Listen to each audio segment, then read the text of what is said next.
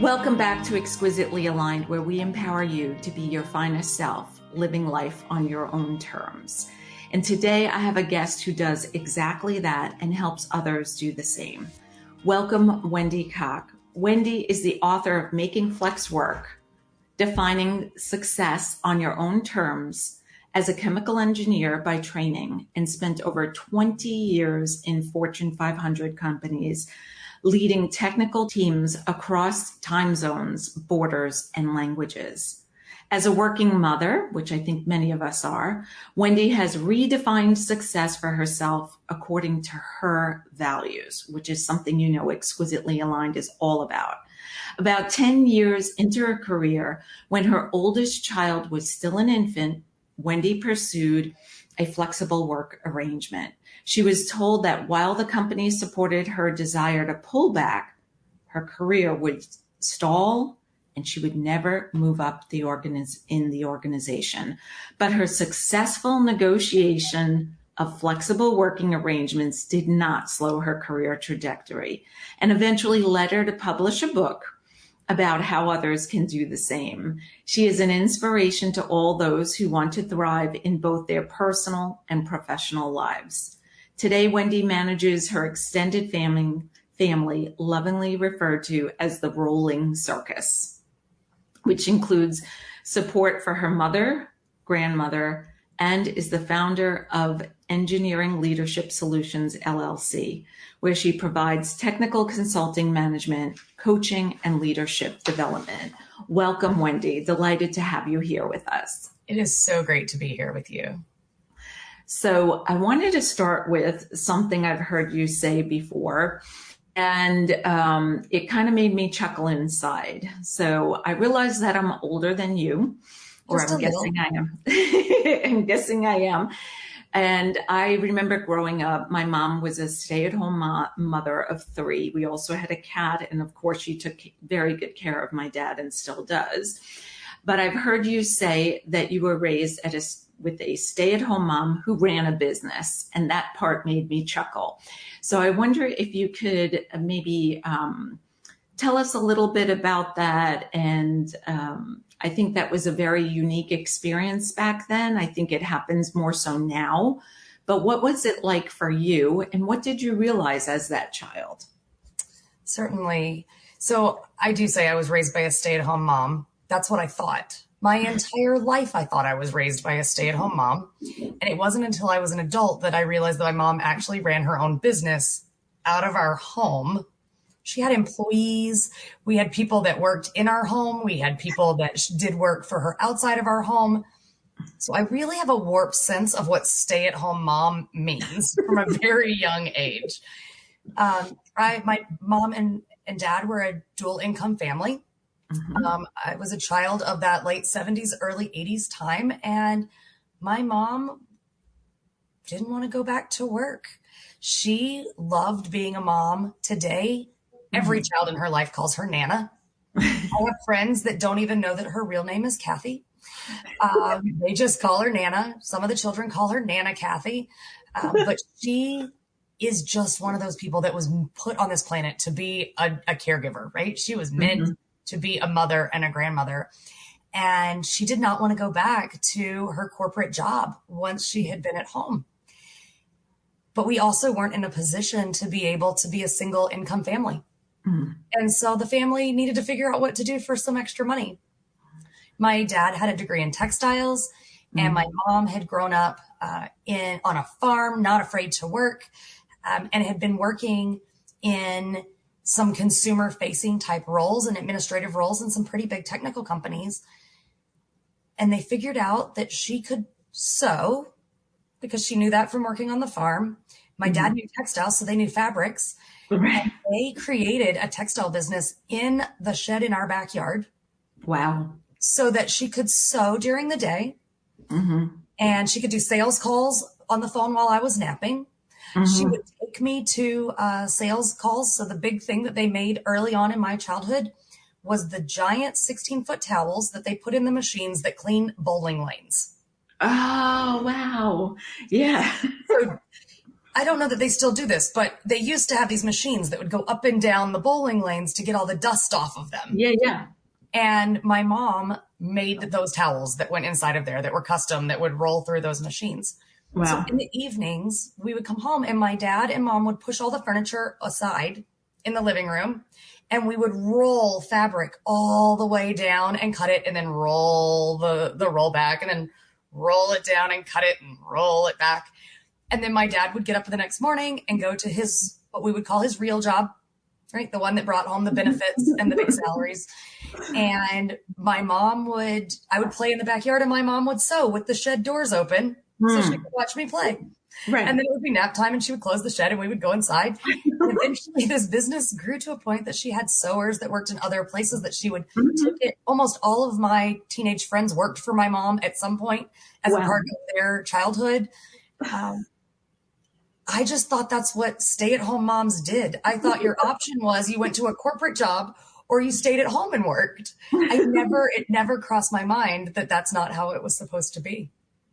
Besides the laundry, the cooking, the probably paying the bills, all the shuffling, the chauffeuring you to wherever you needed to be, right? All of those things.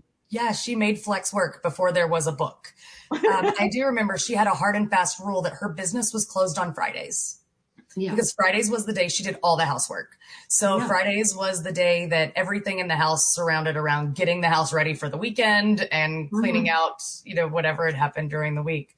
But yeah, every day she would work and we would finish before my dad came home and she would have dinner ready when he was ready. She did all the things that a very traditional stay-at-home mom would do and was running a very successful business, that I didn't even know really the impact of it until I was much older.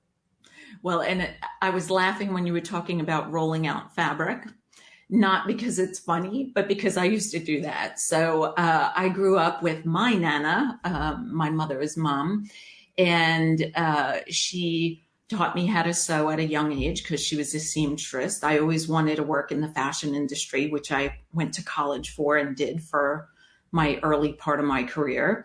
But in high school, I sewed for myself and I was paid by friends to make them clothing. And so I'd be rolling. I had to move furniture away so that I could roll. I mean, especially you're talking, I think you said 16 feet long, depending on how wide. It's hard to find place. I used to take over my parents' dining room table and my mother's like, okay, how much more are you sewing? Like, when are you going to be? Because we're having yes. And I need these pins off the floor, because they're always constantly, you're dropping pins everywhere. So, and when somebody steps on one, ooh, you're in trouble. So yes, that's why I was nodding my head and laughing, just so you know, because I know what it's like to be rolling out fabric. And some of those bolts are so long and so heavy that you're like, can you help me with this? As an adult. So their industrial fabric was, it was not uncommon for these rolls to be between 200 and 300 pounds. Oh, and they were, between 4 and 5 feet in height. It would take 2 people to move them. I thought every house had a hand truck. I thought that was a very normal thing for a house to have. I learned to use a serger, which is the for people that don't know fabric, it's the part where it wraps around and keeps the fabric from unrolling or unraveling. Right. But it also has a very fast moving razor blade on it. I learned to sew with that when I was really small because I thought it was cool and it was a straight line. So it was something I could do.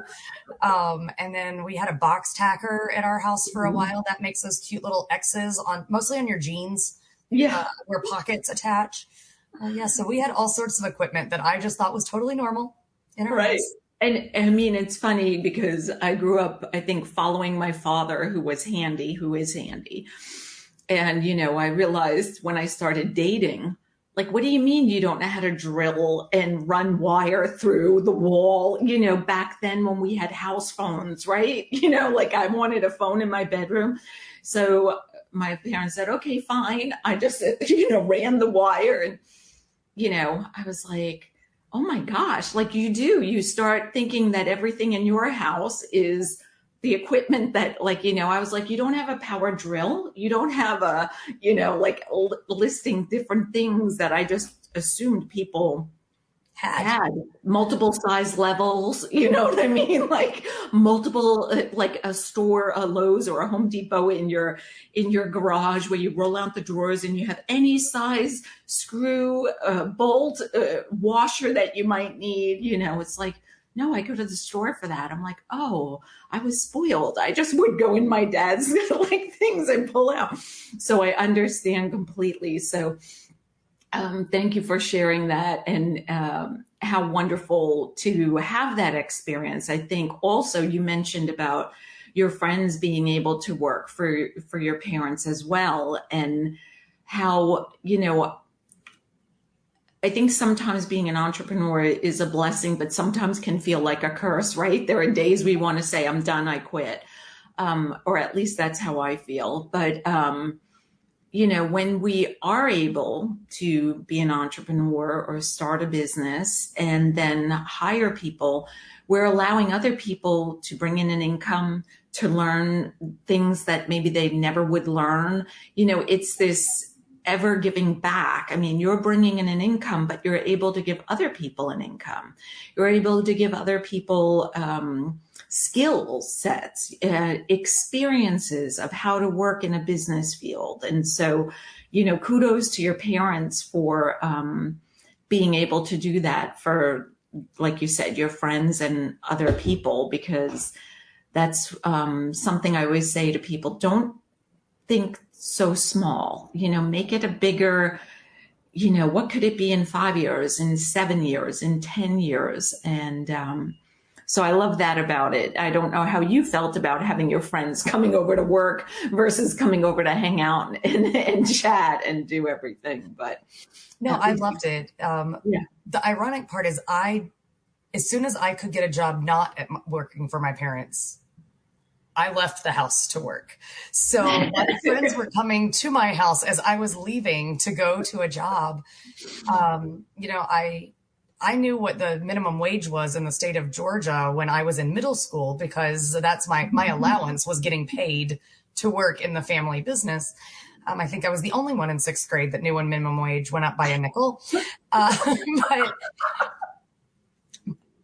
But what it allowed me to do was see all the different ways that work could work. Yes. In a way that so many people see work as this fixed structure. Mm-hmm. This is where it starts and this is where it stops. I saw work very much as a fluid thing in my life. Yes. And it was a perspective that I appreciate now that I have my own career and my own business, mm-hmm. and my children watch that same thing. Right. My daughter even was mentioning it to me last night. I have 2 children. We're recording this in the summer, and summer is a big time in our house because we all have birthdays in the summer. So I have a rising 10-year-old and a rising 13-year-old. Probably by the time this airs, they will be 10 and 13. That's okay. How close it is. But my 10-year-old, I told her we were driving home from a swim meet last night.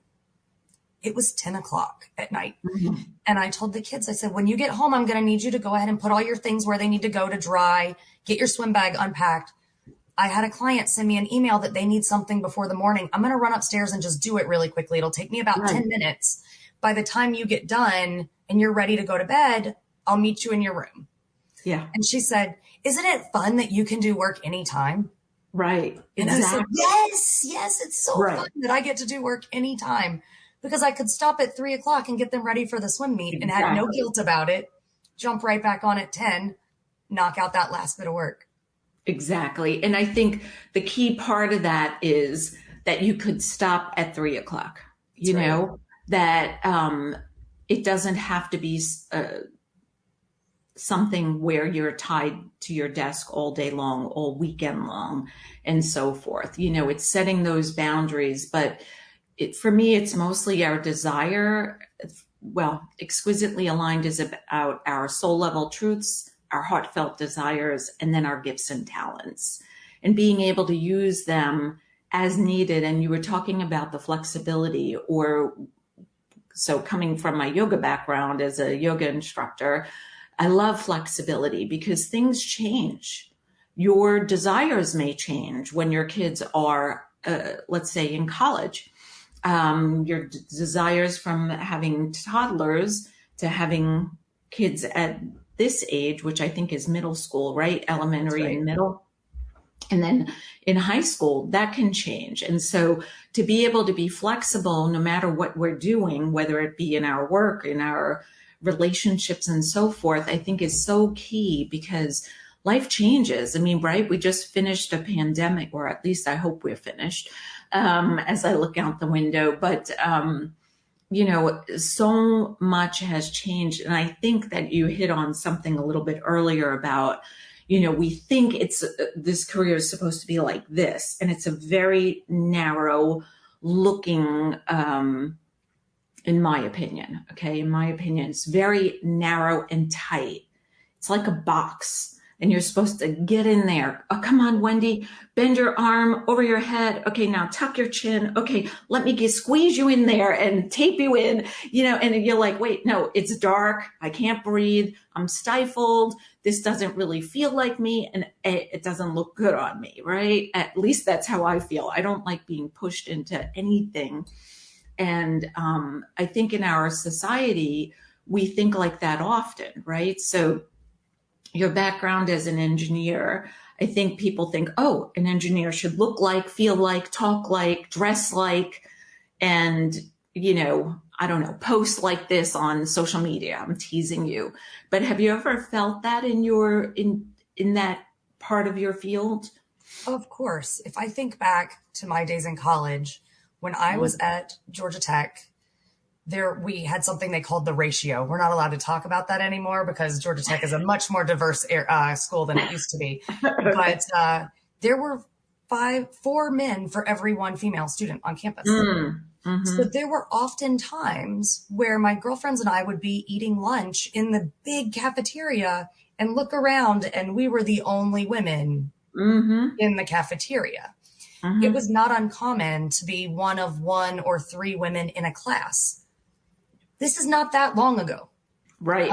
But at a school that didn't really have a liberal arts program, we were very heavy on the men in the school. So there's a pressure sometimes to say, how do I fit in? But then there's also a place, and I've been very, very lucky throughout my career to never feel like I couldn't do something because I was a female. Right. I was never told I couldn't do something because I was a female. My dad had a daughter, and he raised her to do the things that she wanted to do, right? Like nobody in my house told me I couldn't do something because I was a girl. I was out there using the tools and doing all those things with my dad as well. So I never really felt out of place with the boys. Yeah. When I got married, my husband had this he had a joke with some of my guy friends that he felt like he was rejoining another fraternity because he needed that like sign off on the fraternity paddle from all the men in my life before he could marry me. Because my friends were guys. Yeah.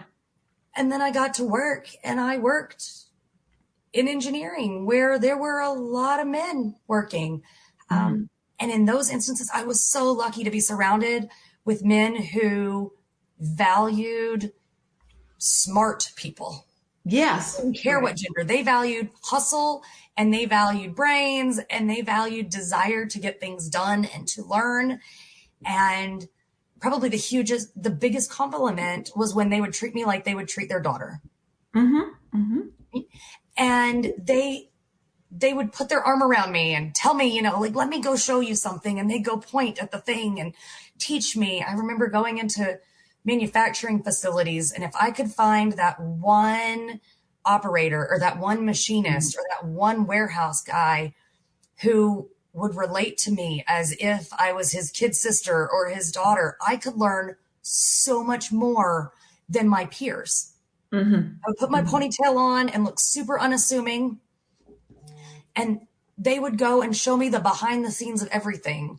It actually became a little bit of a game that some of my more senior colleagues would say, we're not going to talk to you until lunch. Go figure out what you can find out, because they will tell you things they won't tell us. So in all these ways of not fitting in, it's a choice. It's an intentional choice to say, do I feel like an outsider, or Mm-hmm. am I choosing to embrace that I'm different and that Mm-hmm. these people are including me in a different way? Mm-hmm. One of my Yeah. favorite stories was I joined the management team in a major Fortune 100 company. And on the supply chain side, in this particular part of the business, I was the only female when I came in. There were no women at my level in the organization and higher. They were having a big offsite meeting. We were doing 3 days. The first day was meetings. The second day, we were going to one of the manufacturing facilities all together to take a tour and learn Mm-hmm. some best practices. And then the third day was golf, of course. So the first day, they have all these shirts lined out. And the admin had sent a note and just asked everybody's sizes. I was naive. I said medium. Right. That's what size I wear. So I get there and all the shirts are laid out, and my supervisor is an amazing man who I have worked for 3 times in my career. So that was the first time I worked for him. And he was so excited, and he said, I'm so glad you're going to be a part of this leadership team. We have all the shirts. And I knew right away we were going to have a problem. Like, Houston, we have a problem. I could see a white collar and a bunch of buttons. All of a sudden, I realized I had not been specific enough in my size, but I didn't say anything. I just put it in my bag. So at lunch, he says, did you get your shirt? And I said, yeah. He says, do you think it's good? I said, I'm sure. I just put it in my bag. I'll deal with it later. I know someone who knows how to sew. I'll be fine. My problem was I needed to wear it the next morning. Oh, there you go.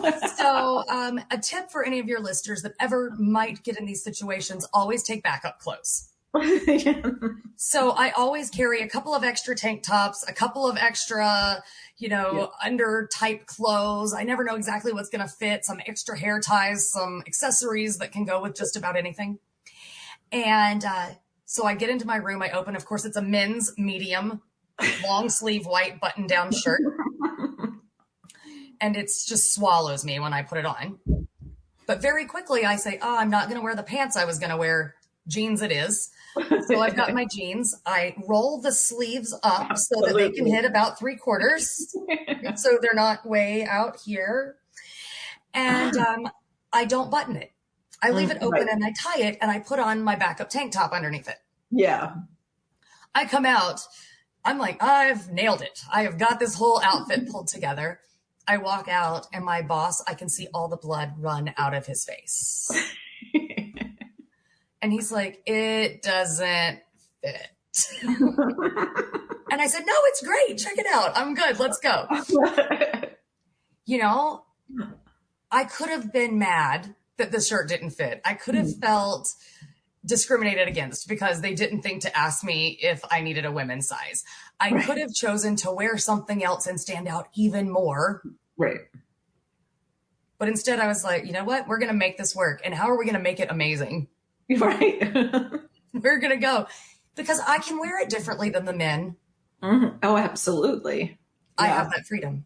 Yeah. We have so many options. See, I was thinking I would have crisscrossed it and tucked it in the back. You know what I mean? Like that would have been a great idea. It would have see, you could have worn it one day this way, one day that way, like not tie, straight, like you said.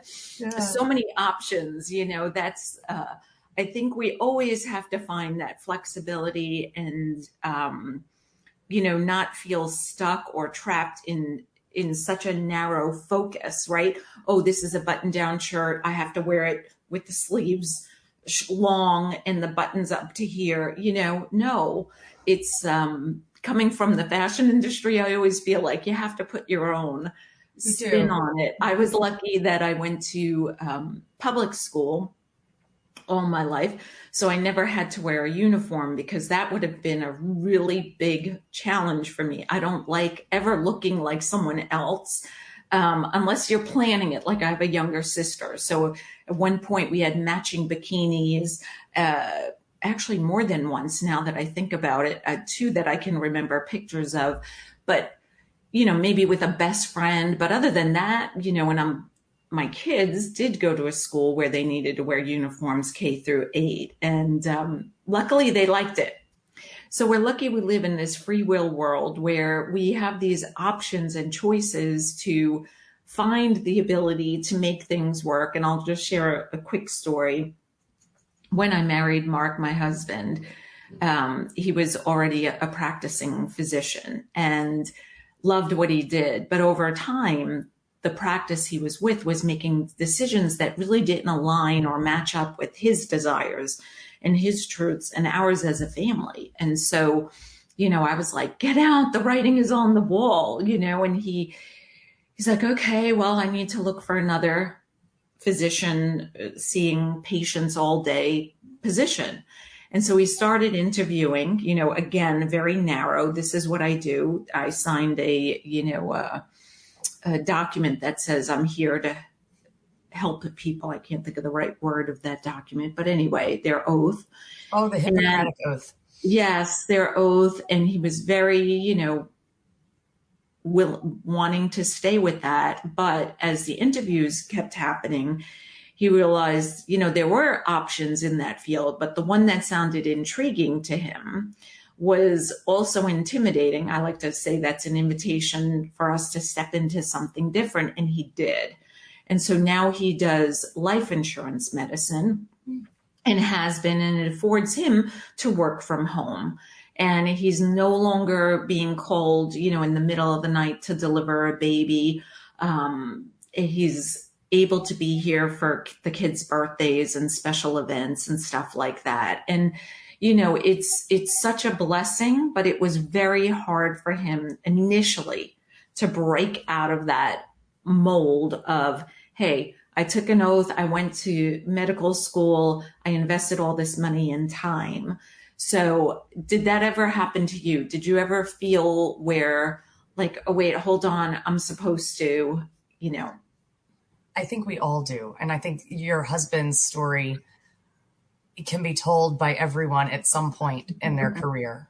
I actually kind of hope everybody gets the chance to do that. I'm calling this phase of my career my first retirement. I spent 20 years in corporate doing all the things I was supposed to do as a chemical engineer. So I went into research and development. Check, right? I got a patent for a medical device. Check. I moved into program management to launch new medical devices. Check. I moved into management so I could lead and have more influence. Check. I took a cross-functional assignment to go into the supply chain and manufacturing organization and lead more broadly. Check. I moved into director level of a program office sitting in a strategy organization. Check. And then I took a 180-degree career pivot. The medical device industry has a lot of restructure all the time. It is very common to be bought, sold, spun off, acquired, all of these very fancy words. And I went through several of those. And in one of those, I had the opportunity to leave. Their choice, not mine. Best decision they ever made for all of us. I think they are probably happier without me, and I know I am happier where I am now. But it really gave me the opportunity to think through, how do I want the next chapter of my career to look? Right. And I thought I was going to immediately jump back into another company. As a matter of fact, like many of us, I just reacted without thinking. In the panic, we just do. My husband calls it my tactical mode, right? It's like, there is an emergency. How do I jump into action? And I went through interviewing all the way to a final decision with a company. And my husband's just looking at me smiling the whole time. He says, you're not taking that job, right? I said, I might take that job. And he says, no, you're not taking that job. And I said, why? And he says, because for our entire marriage, we have dreamed of what we want to do when we retire. That's one of our favorite things to do on a road trip, is when the kids have fallen asleep in the back or they both have their headphones on, is to start thinking about, what are we going to do when they're not in the back seat with their headphones on? And he says, Wendy, you have been clear since the beginning of our marriage what you want to do when you retire. So I still don't know. He comes and goes with cycles of things. He knows he wants to fish and he knows he wants to golf, but he's not sure what else. But I knew I wanted to go into consulting, and I knew I wanted to go into coaching and training. That's what I thought retirement looked like. I never really envisioned myself just sitting on the beach all day. Now, I will spend my fair share of time sitting on the beach in my second retirement. But in my first retirement, maybe not. And he said, why are you going through all these jobs? Why do you think you're doing this? Your company just gave you the opportunity to retire. Exactly. So go do that. Yeah. And it was like being freed. I was able to Just go with your $200. Right? Yeah, here's the money. Go. Go be free. Do the thing you want to do. So today, as we sit here, I run my own business, Engineering Leadership Solutions, where we do technical consulting, continuous improvement, program and project management. I help establish PMOs and management systems and reporting and structure for companies that are looking for kind of that next level in growth. I wrote Making Flex Work. As an engineer, I wrote and published a best-selling book. Who would have thought? That's not something you're supposed to do. That is not on the career path of chemical engineers. And I get to do podcasts, and I get to go to trainings with people, and I get to help employees reimagine work and managers figure out how to create opportunities for their team that they can't even imagine yet. And then I additionally got this opportunity to go join the faculty at Georgia Tech, where I serve as a professor of the practice and teach biomedical engineering, something I didn't think was possible because I don't have a PhD. And in the engineering world, I thought you had to have one of those to be a faculty member at a major university. No, you get to make your own way. Right. And I wish people would tell the 20-year-old that it's all about what's the right decision now. How are you building up your portfolio so that you can do the things that make sense for you? Because what makes sense for you when you're single is different than when you are married, and it is, or with a partner, and it is different than when you bring an animal into the mix, and it's different than when you bring a baby into the mix, and it's different than when you bring a teenager into the mix. What you need is going to change, and what you desire, like you said earlier, is going to change. So why aren't we thinking about our careers just as fluidly as we are thinking about these other things? Well, I like to work with teens, especially as they're looking towards, careers, and then making decisions for colleges and things like that. That is one of the things I enjoy doing, because it's like shining a light. I think oftentimes you were talking about checking off the boxes, and it's so true, especially in high achieving people. We passed go, we got this degree, then we got this career, then, whatever, maybe more degrees, so forth. And I tell my kids all the time, and each of their friends, you're so fortunate to be alive during this time where things are changing so quickly, and you can change so quickly and pivot and turn and take whatever gifts and talents that you have and use them in a totally different industry, even, things that you never even imagined. My husband never imagined working for, a huge, wonderful company that's well over 100 years old, that really loves their employees, and he still can teach. That was one of the things, I want to be with residents. Well, now he's teaching underwriters, and that's what he does majority of the time. And if that's what brings you joy, is teaching, then you keep teaching and find different ways. And it's so fun to be flexible, and it's so fun to explore, is the other word I would throw in there, to really see what is calling you at that time. Like you said, things change. Sometimes it's things within our home, like you were mentioning, bringing in a puppy, right? Then we have to be at home at certain hours, bringing in a child. But also it could be that environment outside, like you mentioned, it being, the buyouts and this and that. And sometimes those times where we struggle, like you mentioned, losing your position, can be one of the greatest blessings if we allow it. And yes, it is so common to go into what I call 911 mode. Okay, I lost my career. I'm going to replace it with another career. Okay, maybe it's from a hot tea to a water, but it's still a cup of something, and it still provides a salary, benefits, so forth. Vacation is one of the benefits, and sometimes we don't have to replace it exactly the way it is. And what I love from my yoga teaching time is finding the peace in that stillness. We're always being active as high achieving people, right? Always taking action, always moving towards the next. But sometimes the next is to sit still and find peace in the silence, peace in the quiet, peace in the not having an income, peace in not having a schedule. So people like your husband can speak and you have the ability to hear him. You're not so busy, which is a 4-letter word I tell my kids all the time I don't want to hear. You can say some other 4-letter words, it's okay, but this 4-letter word I don't want to hear. So when your husband said that to you, what was your reaction? I mean, how did that evolve? It was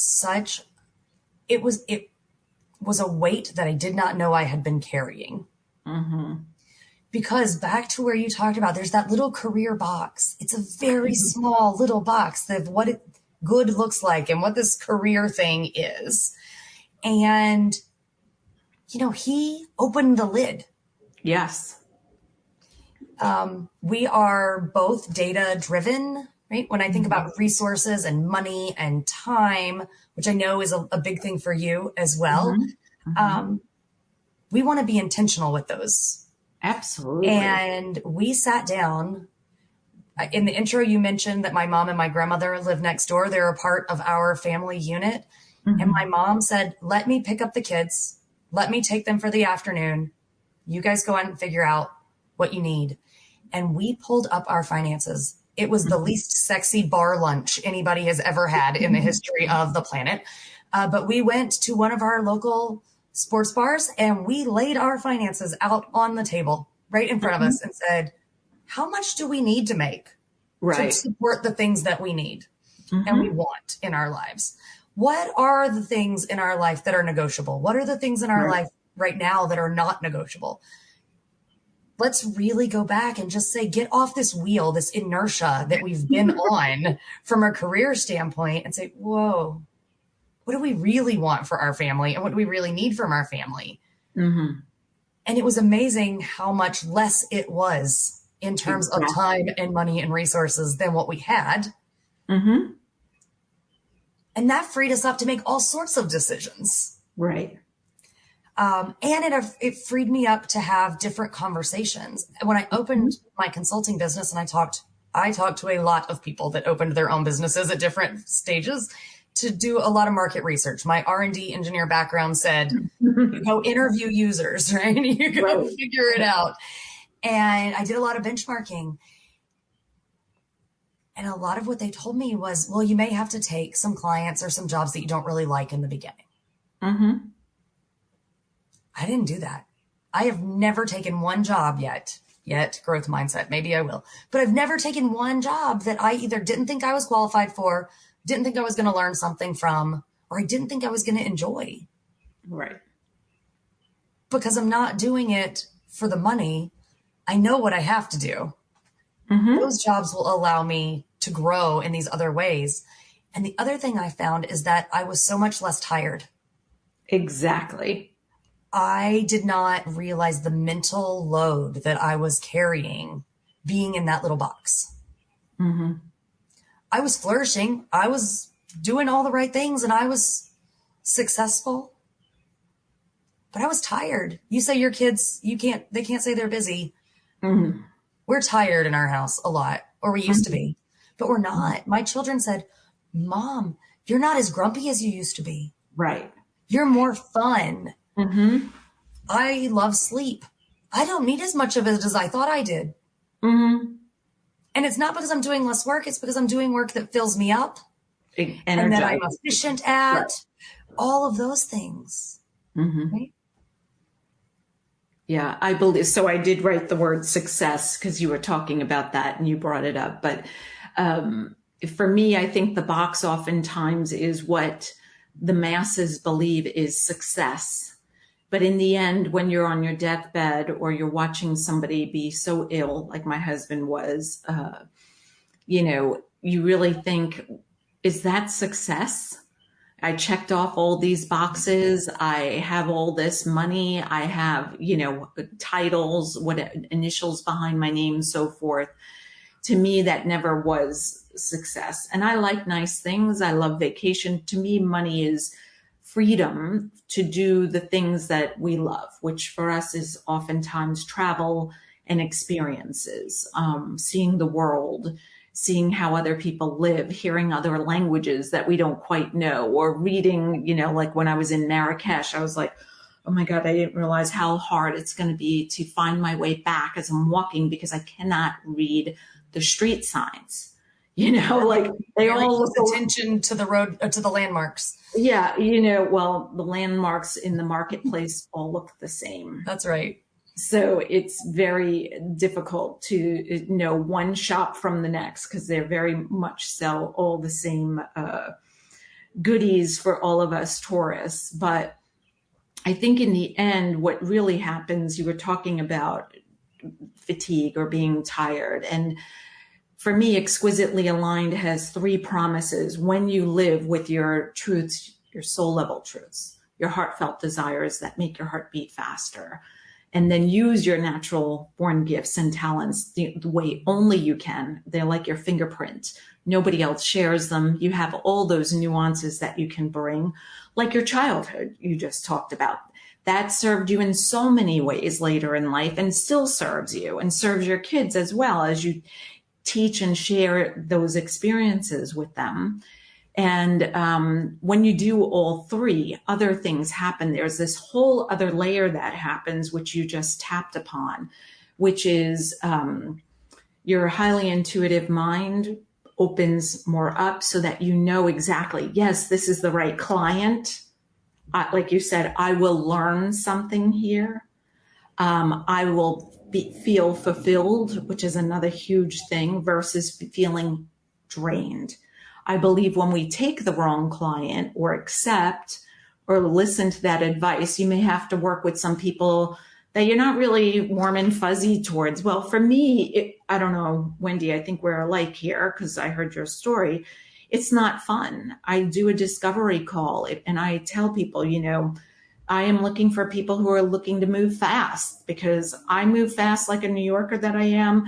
I don't sugarcoat things. So if you're very sensitive, I'm probably not your girl, and on and on. I want you to be at your final destination. I want you to, when you live by those truths, your gifts, and your desires, and you bring them all into fruition, the other thing that happens is you live from a place of vibrancy and synergy, and your body just kind of, it's like fueled from the inside. It's a rejuvenating body. Like you're talking about not needing as much sleep as you thought you did because you're not being drained.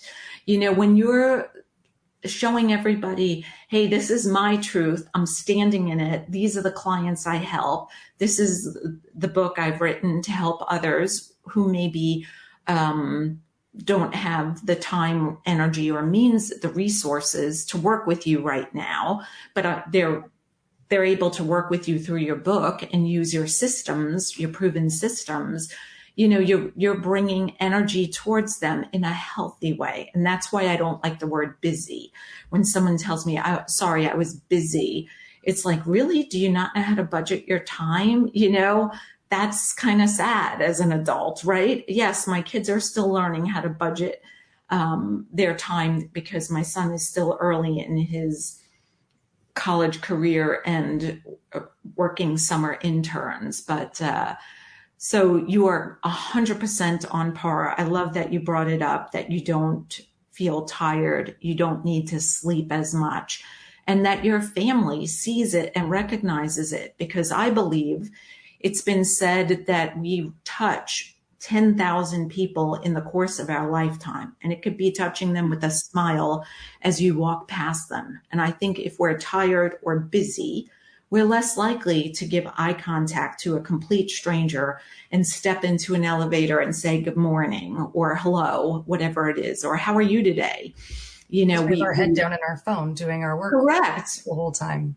Which for me is like, how do you walk past another human being and not acknowledge them? I acknowledge the neighbor's dogs the same way as I acknowledge the humans that I walk past. Now, yes, there have been times I may have passed somebody because I was distracted. Like, okay, was I supposed to turn to get to that appointment? Where's Wendy's office?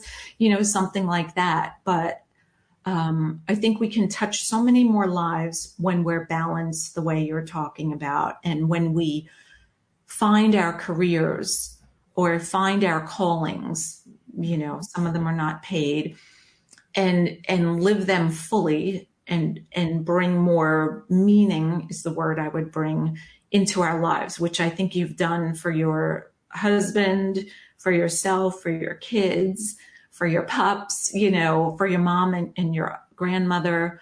And for that, I commend you, because that is something that I'm grateful you've done, and that you're able to give a voice to here on Exquisitely Aligned, because that's what we're all about, is finding that treasure, which I think I would ask you, you know, would you change anything in your life right now? No, I think they're where I am today is probably not where I will be 12 months from now, but that doesn't mean I would want to change today. Exactly. The only thing I would change is the sun would come out brighter. I am seeing shadows outside on the on the lawn, which is a blessing. We haven't had full sun since April, the end of April. So yes, I would.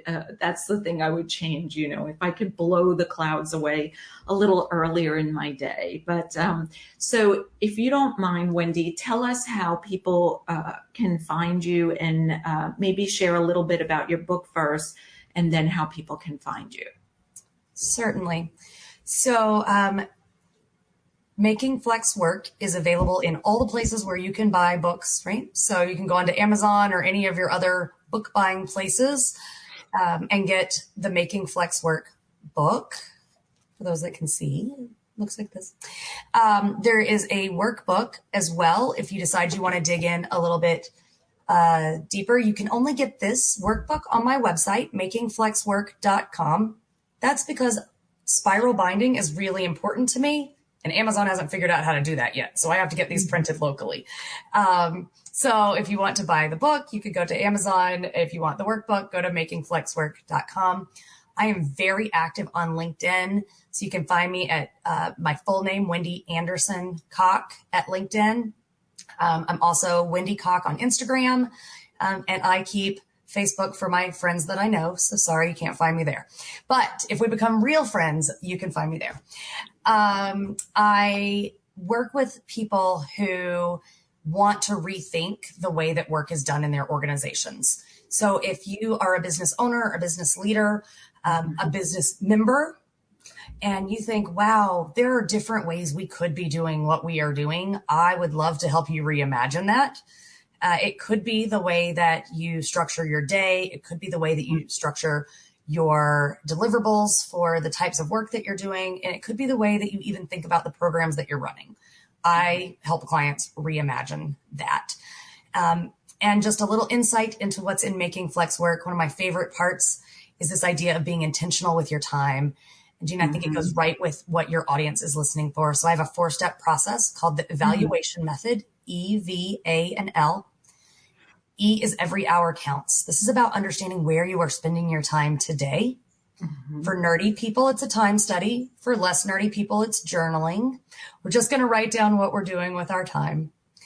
V is valuing optimized work. So it's about knowing when you do the best work and what's the right tool to do that work. Do you need to be trained on something, or do you need to outsource it? Either of those would be valuing optimized work. A is assessing the expectations. This is about understanding what is on your plate. What have you put there? What has someone else put there? And does it matter? And then L is leveraging small changes. This is my R&D background saying you can do a little experimentation with your time. Let's figure out, does it make sense to get up a little earlier? Does it make sense to sleep in a little later and work a little later in the evening because that's when you're more efficient? Are you going to the gym in the evenings, but wow, you would be much better served to do it in the middle of the day and block off some time to do that? Is it the way that you're interacting with your phone and all of the social media that's coming into it? All of those. So E, V, A, and L, that's what you'll find in here, along with a lot of other things. But I think from a standpoint of living this kind of exquisite life, knowing how you can be more intentional with that very precious resource of your time is something that I think your listeners will really take away. Yeah. And it goes, for me, I call it the art of creating beauty, and resources being time, money, and energy. So we hit on several of those today, and they're so important because I believe that when your resources are being used in a way that supports you, your husband, your kids, your pups, life becomes so much easier. The little stuff goes to the wayside. And one of the words you were using, now I forgot which one it was, maybe the L, but it was the L for me, is play, try things, go to the gym in the morning, go to the gym in the afternoon, take a class at night. Maybe it's two shorter classes, maybe it's two different modalities, a Pilates class and we like to do a 3-mile loop here in the neighborhood. And, for us, we got into a routine where our walks were at a certain time, and then we started changing it up. Well, you get to meet more of your neighbors, right? And being new to California, it was so fun, especially during COVID. We moved during COVID. So, when you play and experiment, research and development, you start putting yourself in other places to meet other people, to have other experiences, to try something new, to see how you feel, if it energizes you better first thing in the morning, and then you go running through your day, if it benefits your family better for you to go at night. I'm totally all about being flexible and trying new things and never being rigid. So that's awesome. So I'm going to pull a card. Let's do it. So these are the opening to possibilities, journal prompts, contemplation, and conversation starters. You mentioned meditating. So I have clients around the world who use these as their meditation or journaling, because sometimes it's hard when you look at a blank page. So I'm just going to flip through them. You tell me when to stop, and then I'll read it for you. Okay, let's go. I'm going to start. Stop. Okay. Places. Oh, places. That sounds fun. Okay. Like we're playing. So places. Yes. Physical places hold energy and evoke feelings. Where do you feel your best? Why? What do you admire most about these places? And you can answer one or all of those questions. So if you want a specific physical place, my family loves the beach. We spend our whole year dreaming about when we're going to be at the beach. That's where I believe we will end up retiring, when we retire for real. And for me, it's because the pace requires me to slow down. You cannot be fast on sand. Even when I am run slower when I am at the beach. Just the whole pace. There's not a lot of cell coverage when we go to the beach. So you can't have work with you all the time. You can't have social media with you all the time. It forces you to disconnect. And it forces you to connect with the people that you're physically with. So that second question about the space itself, you love to travel and have experiences. What we love to do is take our friends and family with us places. So we like to move as a tribe, right? The more the merrier. If we can pack 20 people into that house, we will pack 20 people into that house. And for me, it's about that very focused time with my family and my friends. And I don't care where in the world it is. We can do it anywhere as long as we're together. Yes, I agree completely. And so for us, that's why we're here in California. So I could be, well, all four of us can be closer to the beach. We're just minutes away, which is my heaven. So bringing those things, and for us, I grew up at the beach, water skiing, boating, all those fun things, thanks to my dad, who had a passion, still has a passion for the water. And in case you don't know, I'm guessing you do, but those people who spend time at the beach are less likely to have a lot of health issues. They have found that the salt air and eating more seafood has health benefits, and they would suggest or recommend highly to women and men who are struggling with heart arrhythmias to spend time at the ocean, because the lapping of the water, the ebb and flow of the water, has been known to allow people to reconnect their heart to the natural rhythm within them. So there are so many benefits. I have an entire podcast, I believe, that talks about that in the 2-part of traveling, the art of bringing beauty into our lives through travel, and how it benefits us. But the ocean, the beach, and like you talk about, moving slower and reconnecting with those relationships and having time to really hear and listen, like these cards playing. I've had people take them on vacation. That's why they're in a metal tin, so that they travel in your luggage beautifully, or on the airplane, wherever you are. So just briefly, I want to invite those of you who don't know already to Purpose, Possibilities, and Prosecco. It's a 2-hour transformational private face reading and mentoring session for your life's purpose. We have done a bunch of them. They have been a hit. So we are going to continue with them and make them an everyday offering. If you're interested in that, just connect with me at the link below. Until next time, Wendy, thank you so much for being here, sharing your brilliance and your stories and how you came to be, and everything that you've put together to bring out into the world. We greatly appreciate you. Thank you very much. Till next time, be exquisite.